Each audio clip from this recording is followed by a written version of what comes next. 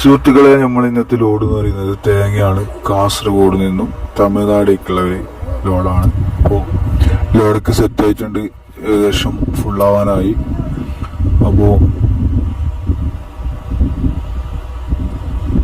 Loading ഒക്കെ കഴിഞ്ഞ് നമ്മൾ ആരംഭിച്ചിരിക്കുകയാണ്.